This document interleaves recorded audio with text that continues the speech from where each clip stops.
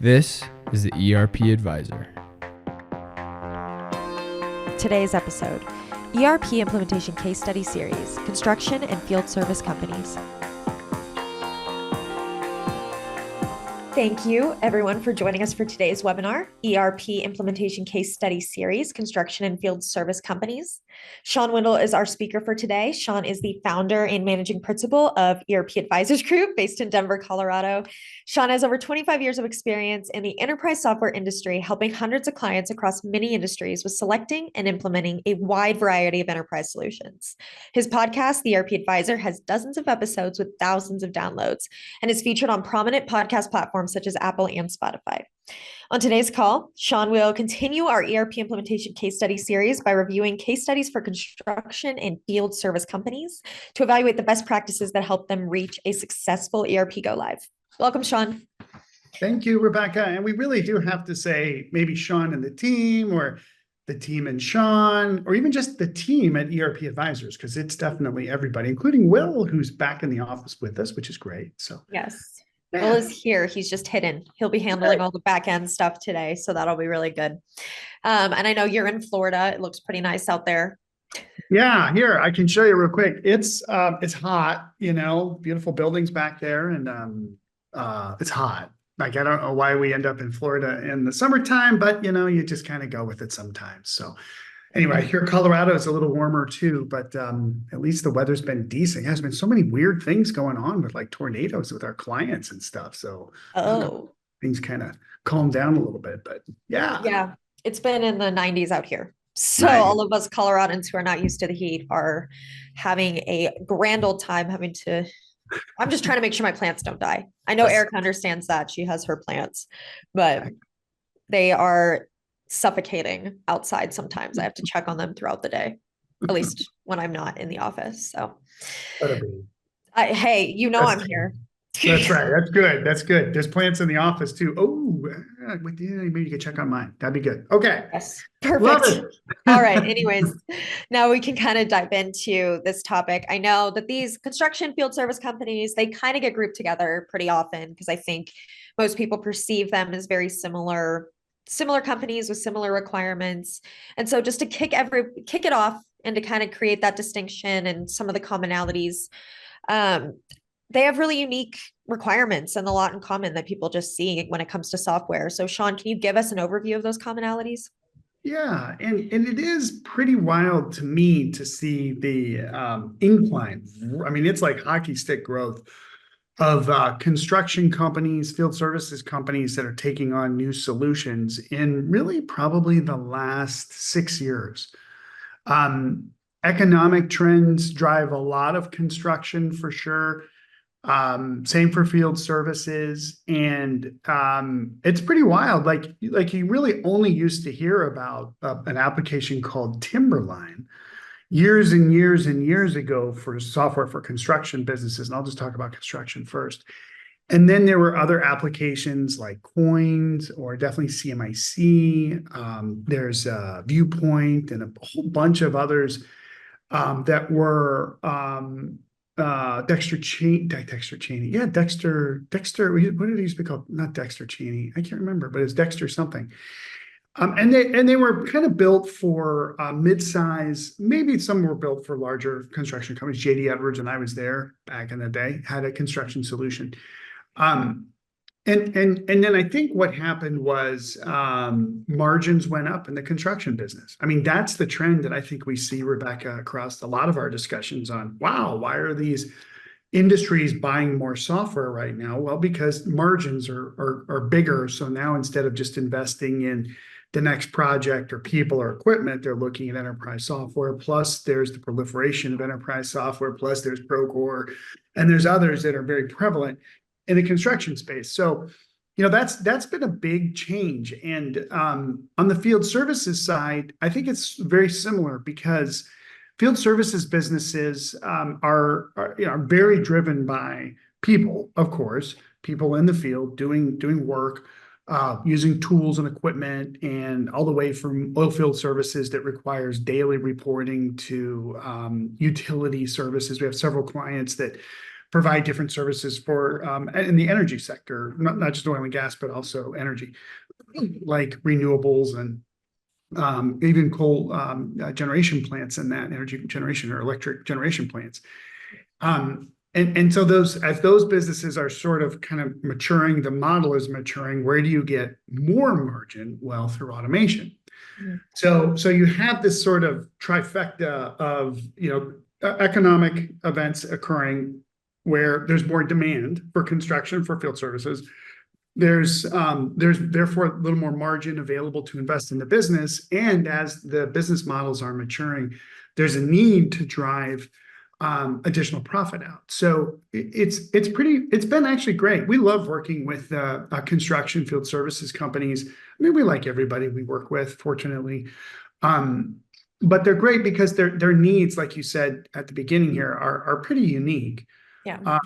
I can dive into more of that, but does that make sense at a high level, kind of, I mean, what you're seeing too when you go to the conferences? What else would you add to that, Rebecca? Yeah, I'm definitely following, and I agree with a lot of those trends. I mean, construction's always been pretty prevalent, and I know in Colorado, construction is huge, and we know that. And the state flower is a traffic cone, because I feel like every time you go outside, that's just what you see. I mean, And then we were even talking about this morning, that just the prevalence of field services, they've always been grouped under some other industry. You don't necessarily see a company coming to you and saying, like, we are just a field services company, which makes sense. But now I think we're seeing it as more of a prevalent need and something that people are putting more at the forefront. Even with the software vendors, when I'm going to conferences, they're really pushing their field services tools and solutions, and they're acquiring these new things and trying to look deeper into how can we offer that. So that's kind of what I'm seeing in terms of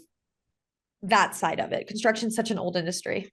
So like it's been around thousands of years, really. Thousands of years. Thousands, tens of thousands, hundreds of thousands. I don't know how far back. Depends on how much of a conspiracy theorist you are. We watch Ancient Aliens, so it goes way back. Just kidding. Yeah. You never know. But yeah, and I mean, even lots of those solutions you're talking about, they predate me. They're older than I am. So it's interesting because the vendors are just putting lots of investment R&D into those solutions, and they're really looking to see how can we improve it, how can we not only provide industry specific requirements or like functionality, but I mean, maybe there's a trend kind of going away from needing very industry specific functionality. I don't know that this industry is the same case. I think you need very industry specific capabilities, but that kind of does lead into our next question, which is why do construction companies and field service firms have such difficulty finding software to meet their needs? No, it's a phenomenal question. Probably as a basis of that, the answer I'm about to give you, a lot of these firms, they haven't invested in technology for a long time. So they are running legacy apps that have been there, and they work fairly well. But then as the company gets bigger, they do adjacent services. Something material changes in their customer base. The apps that they built, they outgrow them. But unfortunately, along the way, they usually customize the crap out of them, because usually, there's sometimes I'm thinking of 3 clients, including one of the guys who we have on our team now, was family of a leader in the construction field services business. And he's a really, really, really smart guy. So he's like, yeah, I can build that. I can build that. So you build all this custom stuff, right? And you've used it for 20 years. Like, okay, good. We're going to switch and we're just going to buy something that'll be totally fine. It's not, because that new app hasn't been customized to the unique needs of an individual company. Yeah. So that's really something that the listeners that are hopefully enjoying our podcast here and live event are really can take and really understand. It took decades to build the solution that you have today. It's going to take a couple of years to get a new solution to the point where it can do what you're doing as well as better. But there's a whole bunch of stuff that you're not getting that you are going to get in a phased one of the first implementation with these software solutions. So, the golden nugget here, I'll ring the bell. The golden nugget, the first one I'm going to put out here is you do have to set realistic expectations. The software vendors will not help you set those. They will sell you the solution, and they need to sell you the solution. You need to be able to say, here's what I want. Here's everything I want. Wow, that's a lot of stuff. Our solution can meet it all, or it can only do these parts, and we're going to have to bring in this best of breed or bolt on for that. That's good. But then the implementation people, or us, help clients to say, okay, phase one, minimum viable product. And that is so freaking important in this industry. And I think that the industry in general, both construction and field services, understand this concept probably more than anybody, frankly. Which is when you're doing a first phase of software, don't do any more than you have to. Well, how do you define what you have to? I mean, my easy, simple little thumbnail check on that is, would you, as the individual asking for something that's not out of the box, would you pay for it on your own? Like, it's that important, right? If it's not, don't do it. We had a field services company, I think we'll talk about some of this here later too, that went all in, all best of breed apps, great vision, great execution team, and it was amazing, got started, and then all the focus went over to acquiring businesses, being acquired or whatever. And that vision for what should have been there was perfect. It was still the right thing, but the attention got dispersed. Yeah. So as opposed to like focus in on like, what can we really do here and get a win within 6 months, within a short amount of time, and get up on the new app, get out of the old, get into the new, get used to the new, figure out what's really going on with the new. Yeah, that means you're going to do some workarounds for a while, but really get used to these applications. You've got to be able to track your, for both of these industries, they're all about jobs and projects, right? And construction in progress, work in progress, or ticketing, service requests and assigning those and tracking labor, all costs, committed, all kinds of costs, committed costs, actual costs. What was the budget of cost? The requirements are pretty straightforward.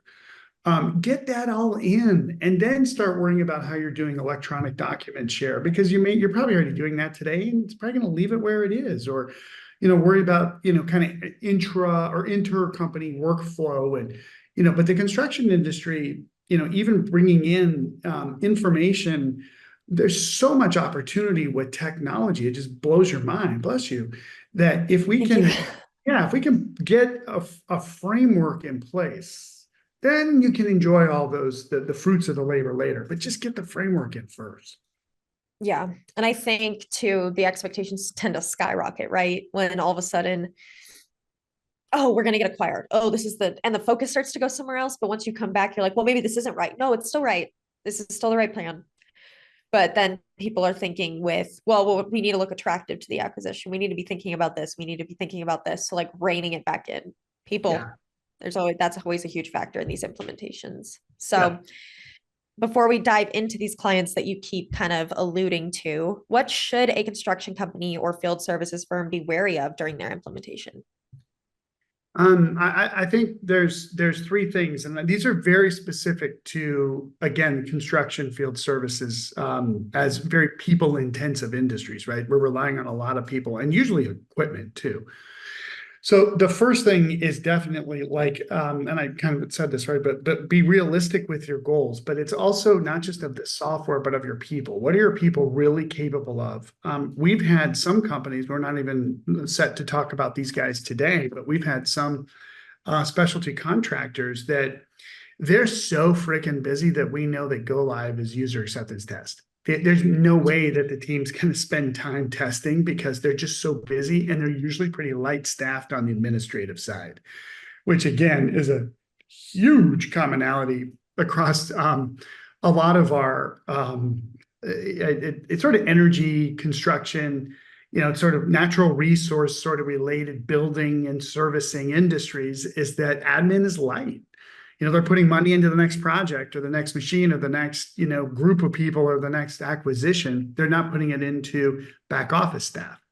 Right. So remember, and I mean, I still can't believe I have to say this. I am just like, befuddled. I just wanted to say that word, as to how people don't understand the responsibility that a company has on the implementation. They still think they're hiring, I don't know, a specialty contractor who's going to come in and take care of everything for them. Wait, Shawn, isn't that what we're hiring? Yes, but who's going to tell them what to build? Oh, I'm paying them to tell me. Yeah, but there could be three different ways of doing it. Who's going to tell them which one? Who's going to actually train your individual people? Because you don't want these software people training your people because they don't speak the your people speak. There's every phase of the project you can look at with a keen eye and say, oh, documentation. The implementation partner is going to build the documentation of what? Of the software? Oh, well, the software vendor is going to build that. Yeah, there may be some, there better be some. It's probably online. Most of these vendors, even in their contracts, say, we're going to deliver functionality that meets what we describe in the help menus online. So if you want a little how-to sitting next to somebody's desk, or you've got a foreman out in the field that's trying to figure something out, they're on their own, right? Unless you build something or you have some kind of support for these people. Back in the day when I was with the Big Four, I mean, we would do everything for clients, and maybe that's why projects were in the tens of millions. But these projects aren't in the tens of millions. So you have to sort of be ready for the amount of activity that your people are going to have to do as part of the project. And we've got some guidelines and stuff online. I think we even got that implementation guide on the website that sort of talks to that too. Yep. So that's the first thing. The second thing is, pricing models for these software projects or field services and construction can be interesting.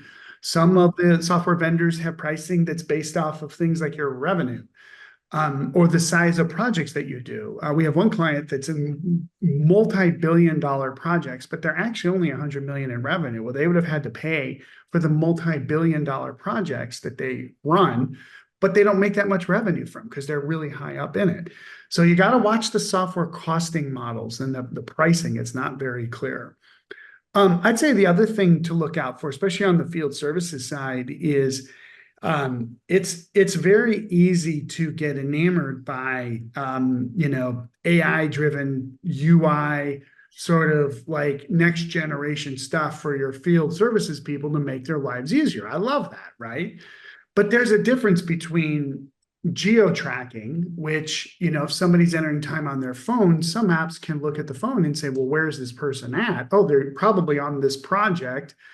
Pull the project up and then say, the person, is this the project you want to put your time on, or the job that you want to put your time on? Oh, yes, that's great. That's amazing, right? Yeah. But going deeper into things like, optimizing who should be at what job, or, what's all the history based on the history of this particular client or this particular asset that we're servicing. What is going to be the preventative maintenance that we need to look at 3 years from now?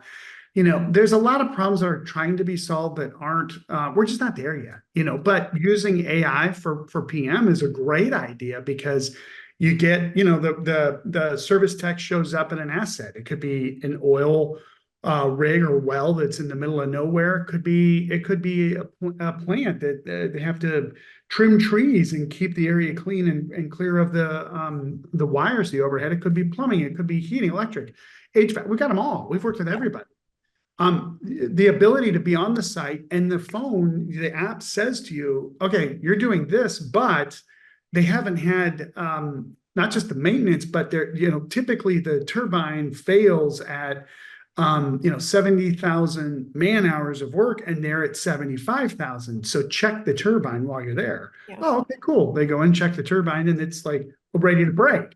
Oh my God, customer, if we get this replaced now, it's going to save you like $300,000 versus it goes down and your midstream oil processing facility stops as you're taking different gases and things and creating new outputs because this piece of equipment failed. That if had we known that there was a possibility it would fail, we got on top of it sooner, right? I love that stuff. There's no doubt all of the top vendors in field services for sure are going in that direction. They're not probably quite there, I would say, but you do need to talk to the vendors and see what their strategies are in this area to make sure that there's a roadmap for it. So don't just buy on the hype. You got to get the basics. But there is a little bit of like, hey, these guys are investing in the future. And you want that, it could change your customer's life. And then you've got a customer for life after that kind of stuff. Definitely.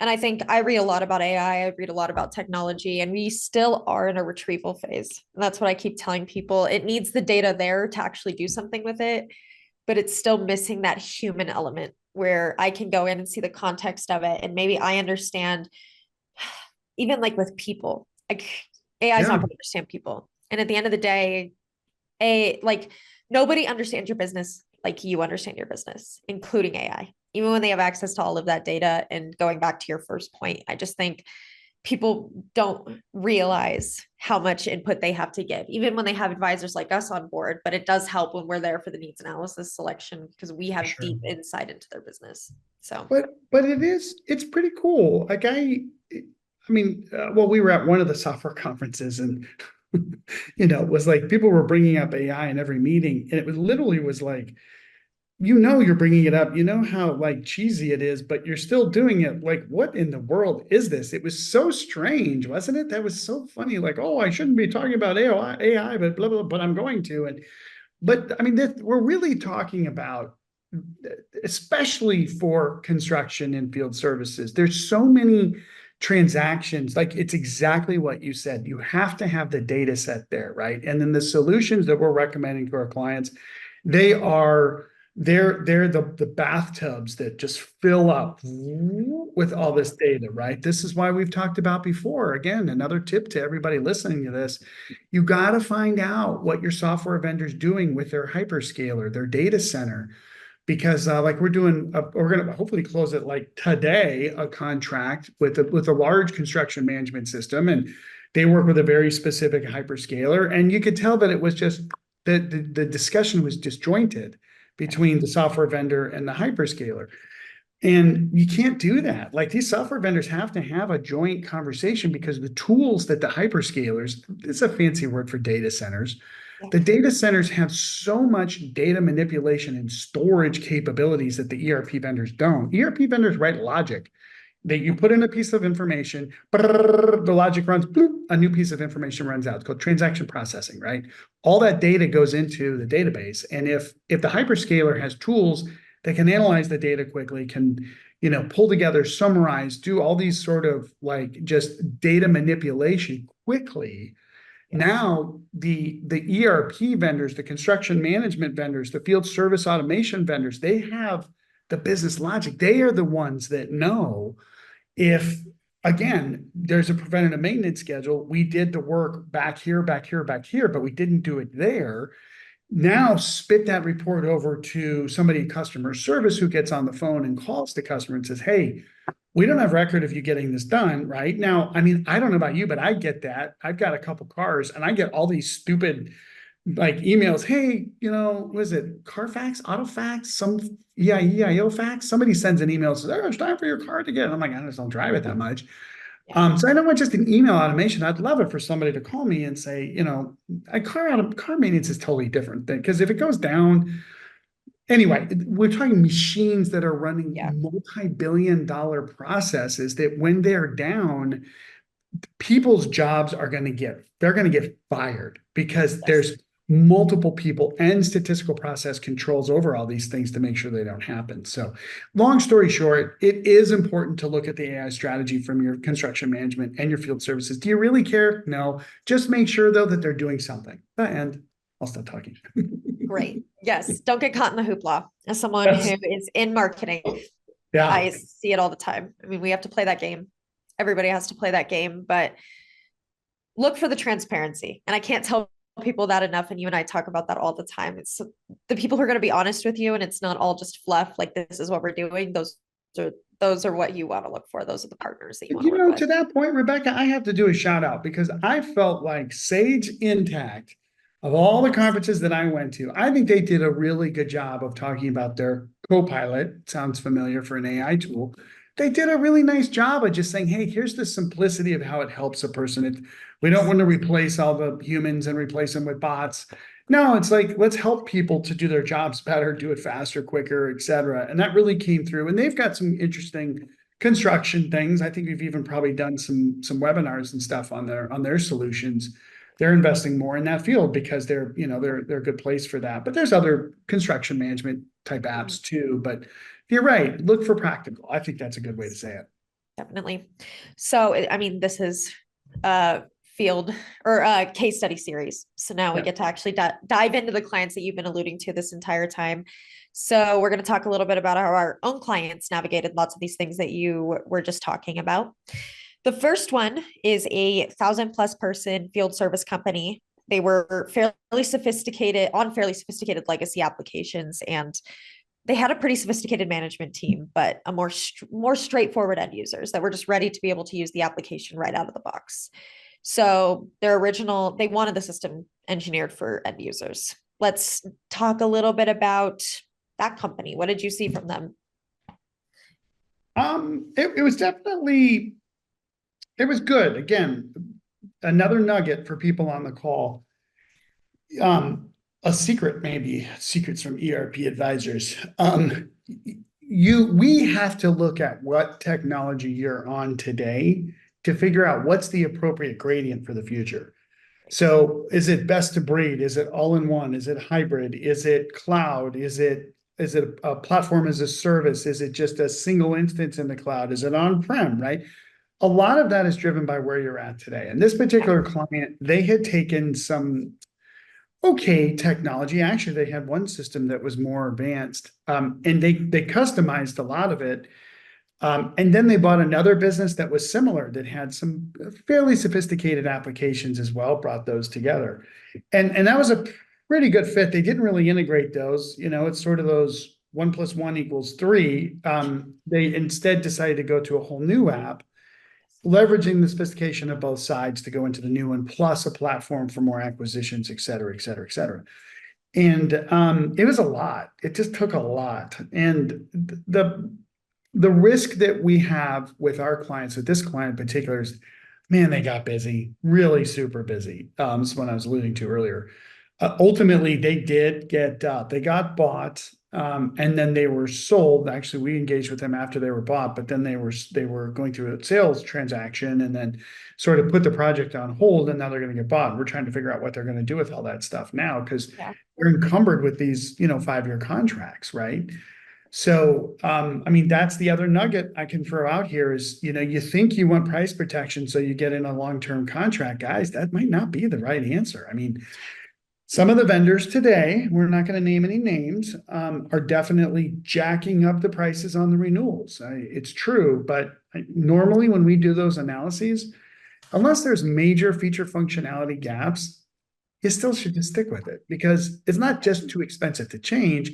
It's that the application, after you've used it for a long time, it's saving you costs, people, like real people that you would have to hire to automate what's going on there. So sometimes it's better to go with a little shorter contract, just so you know that you can get out of it if something changes, right? And then this world of construction and field services businesses, there's just so much M&A and divestitures and all that stuff. So that's one that that came up there. And then the other thing I would say for these guys is the focus needed to stay on the end users, the field users. And we sort of kind of focused on mid-level people that were a little more, they came from kind of more sophisticated, bigger companies, frankly. Yeah.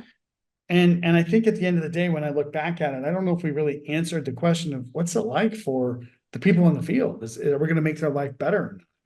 So that, especially for field services, I mean, construction is a little bit different. And it depends, lots of times it's managers that are actually in the field that interact with the system. It's not necessarily the techs themselves, but a lot of companies, it is the tech, right? Yes. We have a field services company we're working with right now, and it's always the techs, right? But they've got some third parties too, but then they interact with the system. So, you gotta sort of understand who you're really building the system for. Is it for management to get great reports? Okay, but that's an outcome, right? That happens later. You've got to get all the inputs as easy as possible, as straightforward as possible. The processing in the middle level people, you want that to be clear, right? Then the reports are simple. You have to Yeah. kind of work your way back. So anyway, those are some lessons I think we learned on that client. Yeah, definitely. And you're not going to get good reports if people can't enter the data because you Right. put them on something too complicated. And kind of to that point, I'm at that age where I have friends that are techs, they're out in the field, and some of them are just like, just give me an iPad. I have to write down what I'm doing sometimes and take it back. And then I have to onto a computer and enter all of the data and see in order to like put in the system. And then maybe I forget something. And so these companies, these end users are not as far along as everybody thinks they are. And not that they couldn't figure it out, but it's more these companies like we've been talking about have been around for years and years and years and years and years. And it's so easy to get caught up in like, well, the world's moving so fast, they have to be doing all of this. Yeah. Well, no, our legacy meme series, there are people still using systems that would be comparable to like a VHS tape. And most of us aren't going to go home and watch a VHS. You just want to be on something good. Like, I just need to get a Blu-ray now. Like, I need There you to get go. off of whatever else I'm going to get on before I try to buy an Apple TV and figure that out. So There you go. That's a great gradient. That's meme. meme. There we go. I think you tied that one up really well. So I would like to dive into the next client that we had, which was they had kind of an all-in-one solution, I believe, to meet many different business processes, which is kind of the trend from lots of those companies. They needed projects, construction jobs, and services to really fix things and get the business on track for where they were going. So can you dive a little bit into that? And I can bring up some more points as we go. Yeah, it's a great scenario for a construction company that very, very, very often this is what happens where they're known for a specialty service, right?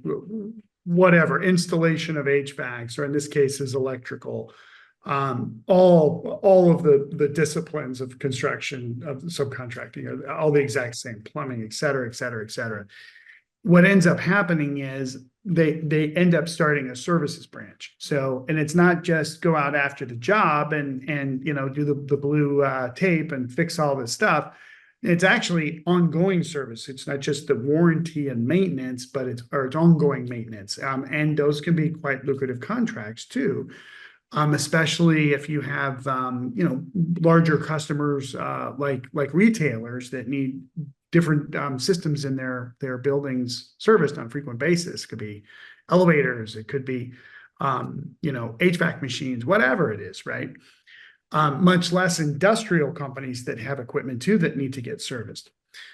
So there's this blend that this company had between really trying to get the job of the construction job correct, managing costs, again, expected budgets, actuals, really maintaining that monitoring of the job with material, because material is kind of interesting. I think most of the people that are listening to this in the industry, they know they're not really, it's a pass-through cost for material. Usually they're buying it for the job, but there is usually some inventory, and you do want to use up inventory. And so the inventory side for a construction company can get interesting, and these guys happen to have a lot of inventory too.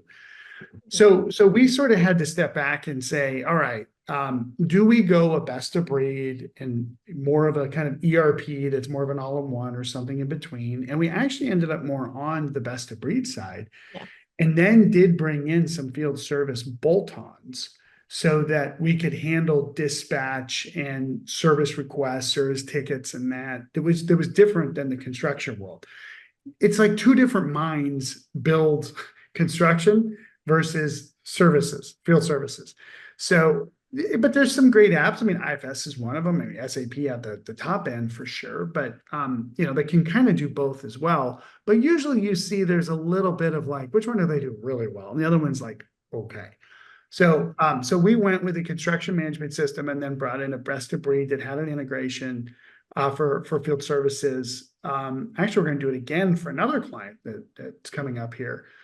And it worked out pretty good, right? Now they have a platform. Now everybody's on the same project, but are on the same system. But again, they were on old software, and it was a big jump for them because they went from an old version of GP to a bigger construction management system. but the company had grown significantly and there was a lot of future growth there too. And so another nugget, right? Of course, I mean, these are obvious things, but sometimes it takes somebody like us to say these for you to be like, I know that's true. I didn't realize I knew that was true. Yes, you knew it was true. You're buying the system for the future, not just for today. You're implementing for 6 to 12 months out, but you're buying the system for hopefully, knock on wood, my dogs don't bark, 10 years. And what's going to happen in a 10-year time frame. So that's sort of why we took that client from pretty rudimentary software to, industry best of breed with some bolt-ons. So very much a best of breed environment so that they can meet their needs for the duration.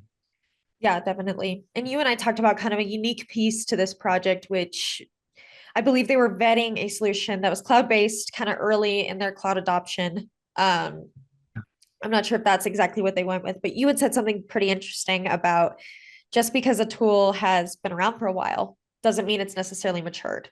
So how did that show up in this implementation? No, that's exactly right. When we were doing this particular project, the app, which is very well known, I'm not going to use their name, was still getting burnt in as a cloud solution. And not just with the actual offering, which was solid, that's why we selected it, but also the contracts and several other things.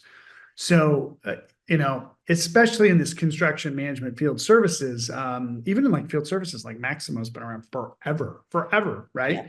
It's like the OG of field services apps because it is the OG. And it's been around for probably 40, 50 years. So, and I'm not saying that's the one in this other instance, but these apps have been here for a long time, and it is just a different mindset with a cloud deployment. So you need to do the diligence. I mean, we have one client right now with one construction management system that basically had to bypass the software vendor and go to the hyperscaler to find out very specific information about the IT ecosystem that sits behind the app because the vendor didn't even know. They had no idea.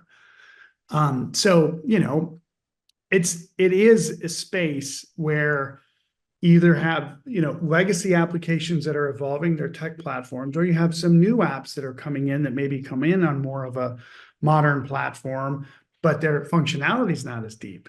So there's a little bit of trade-off that you have to look at there for sure. Yeah, and that's definitely why it stuck out to me was I think people look for shiny new. Same with the AI thing, and they don't necessarily consider, well, this product might be a little bit newer to the cloud, but it's actually going to do what we need it to do today. Yeah. So maybe that's the right solution for us, whereas others might be more willing to ride the river down until they finally get what they need out of the system. So what were some of the main issues, challenges that they confronted during their implementation? Oh man. Let's see. I think I have 17 points that I'm going to mention. Data, and data. All data. Oh my gosh. Yeah, that was a crazy project because you've got all of it's got everything, from projects, in-flight projects, different levels of data and projects, how much was billed, how much is committed, how much is actually whatever. There's so many different balances that have to be brought over when you have a lot of projects, right? So that got pretty tricky for sure. And then again, sort of depending on these different solutions, their data migration just might be tough because it's complex data. It goes in layers, and you got to get the first layer right, then the second one, then the third, and the fourth, and the fifth. And then the other thing I will say, nugget, is our client didn't really clean their data before the project. So that's the other thing that happens is you do these projects and you're like, oh, this will be great. Let's go. Oh, well, you've got 13,000 projects in the system. You're really only working on 5,000. So what are the other we should just close them. Who's we? Because, take that W and turn it upside down, right? Yeah. Go clean those, just kill them because otherwise you're going to bring all this junk data over. I mean, again, these are obvious points. But especially in construction, I would even say field services, because maybe the transgressions of the past with our data, they will whoop, in the present time moment, you will be the effect of them unless you clean them up. Same thing with customers, vendors. no different than our other industries, but especially with these, the project data is very complex to bring over because you have to have a project in the system. Oh, wait, you actually have to have a customer first. Okay, well, what's before a customer? Oh, there's types of customers that have to be set up. And then there's other configuration to set up the customer type, to set up the customer to get the project in. And then you need to have financial information in. And it's just, it just goes crazy. So again, the nugget is clean your data, clean your data, clean your data before you start spending money on new software. Because, it's like getting in a taxi cab. You're like, okay, taxi, stay here. I'm gonna go run across the street for 30 minutes and get a coffee and eat and everything else and sort of get ready for my ride, but stay there and I'll pay. Maybe sometimes you do that because you want to make sure it's there. Right. But don't do that with software. You don't have to. Don't do that.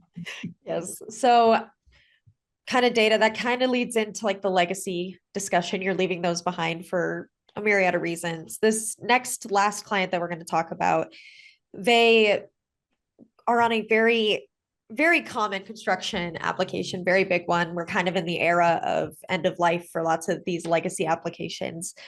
They were fast growing, family owned and operated construction and field services firm coming off of that product. They were on their way to $1 billion in revenue. They were growing very quickly and they needed to scale the business at the right pace.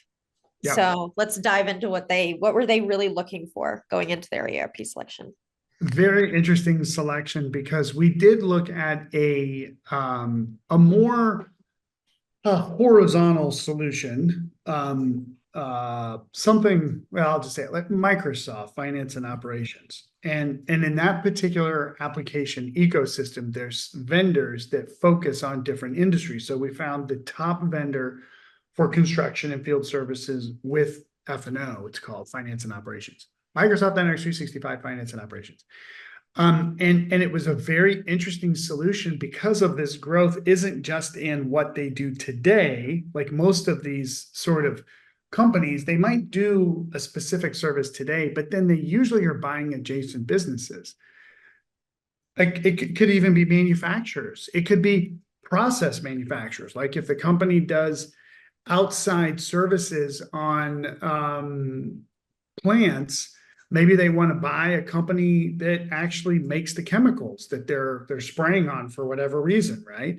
So now you have a process manufacturer that's part of your ecosystem, and do you want to roll your software out across them or not? There's a whole nother discussion around just leave them on the best of breed or put them on the platform. But the idea was we should look at a platform solution for all these businesses. Or industry specific, right? Again, more around construction management and field services. So when we really dug in, I think either app would have worked really well for both of these companies, but we go back to this reality of the resources that are available to help on the implementation on the client side. And man, we just kept looking and looking and looking for people that would make sense to sort of elevate out of their day job, maybe backfill, and then these people are focused on the projects. And we found a few, but we didn't find enough to make a horizontal ERP work. We really needed a vendor who could come in and say, okay, like we'll walk you through how this works. You tell us what's different and we're done. Because we do this a gazillion times, right? And we feel like we can get a win with that. It's going to be hard enough to do that. So, it goes back to the things I've already mentioned about the people. What are the people capable of when it comes to supporting the implementation? It's just not like going to a restaurant where you sit there with your hands back and all the food shows up. You got to go back to the kitchen, and because the cook's got a million questions to ask you, and you got to answer them. Someone's got to be smart enough about what's needed in the software to answer those questions. Those are usually the people that are busiest and the most valuable to the company, And then it also goes back to the kind of functionality and automation that you're looking for. And the closer it fits to your business, usually the better. But again, sometimes maybe it's not so good, but it does a broader functionality. And for the future, that may make some sense. Yeah. And I think ultimately what we saw with these guys was, because of the growth, we could not have them tied up in any kind of extra complexities in the ERP implementation. They're so busy with acquisitions and with the next business and everything else that it was just sort of like, all right, we're going to take an app that, really fits this area that they work in. And then, when we acquire that chemicals company, we might just leave them on what they're on and just suck up a trial balance because we kind of don't need all that access into their operational data. We'll do that through, a data lake or something else like that, or through a Click or another app like that. So, those are just some of the considerations. And I love being able to talk about this with people that are going through this because, guys, this is going to be your freaking life. I don't envy you, but I will tell you this: I'm with you. With our other clients, like this is what we do, and so you can get through these things, but you have to think about these considerations. And I think, like, just to wrap up on this last company, we knew it was the right decision. They knew, and the software vendor knew too, right? It's like this. It's like perfect. It's like the cake is like, bing, it's done, and it's done. Then you go on to implementation, which is really hard. Right. It's all about MVP. Minimum There you viable go. wage. Always. That's what it's about. It really is. I wish Erica would take that from me. Honey, I just expect MVP out of me. The minimum viable product, and we're set. Expectations higher. Hey, it's good. She drives growth. She drives higher expectations. You get better and better. I'm telling That's you, what we want. for all of us. We're both. She's both our boss. Yes, she That's is. great. I love that guy. Yes, things wouldn't get done if everybody was in every instance looking for minimum viable product. I think it's true. But it is, and it's kind of funny, but it actually is true that even with like what we do and with our, like we just closed an implementation helping a client today, which is I love these guys, and we're helping them at the minimum viable level to start because we're going to do it, so that MVP is really to not take that concept into an implementation is absolutely, don't even expect anything other than a nightmare. Because you will get it. You do have to do MVP in a shorter cycle to get the win, to demonstrate to the company the value of what you just did. But also know then, don't make the mistake, oh God, we're done. Thank God I'm going to take a bunch of time off. Take the time off, that's fine. But then know coming back into it that there's going to be a phase 2 where you're going to get all the things you really wanted. But that phase 1 MVP, you set the stage for the future, for the next decade. Yeah. We're going to get everybody MVP shirts. I love it. Instead of no customization, to make it say MVP, and then on the back, you can customize if you pay for it. Yeah. Or I'm just doing my best. I'm just doing my best. Exactly. It sounds like We're my doing kid. the bare minimum. We're just going to get this project done. I have like a bear, like the bear at the convention center in Denver, the blue one. Looking in the window. Yes. Perfect. Well, thank you so much, Shawn. I think we packed this call full of lots of information as always. I think this case study has been super valuable to a lot of people. So thank you so much as always. Oh, thank you too, Rebecca. I love your questions and thanks for, making these calls happening and getting the data out because at the end of the day, we want to help people with this. So hopefully that's what we accomplished. Yeah, definitely. And thank you everyone on this call. Thank you again for joining us today. Please let us know if we can answer any questions that you may have. As always, you can reach out to me or Shawn or another member of our team and we'll get you connected to the right people. Be sure to join us for our next webinar, which is scheduled for Thursday, June 20th. And that's going to be knowing when to upgrade from your legacy ERP, where Shawn will confront the benefits and pitfalls of replacing legacy ERP systems. This event is eligible for a free CPE credit. So I would definitely reserve your spot today. Please go to our website, erpadvisorsgroup.com, for more details, learning objectives, and to register. ERP Advisors Group is one of the country's top independent enterprise software advisory firms. ERP Advisors Group advises mid to large-sized businesses on selecting and implementing business applications from enterprise resource planning, customer relationship management, human capital management, business intelligence, and other enterprise applications, which equate to millions of dollars in software deals each year across many industries. This has been the ERP Advisor. Thank you again for joining us. Thanks, everybody.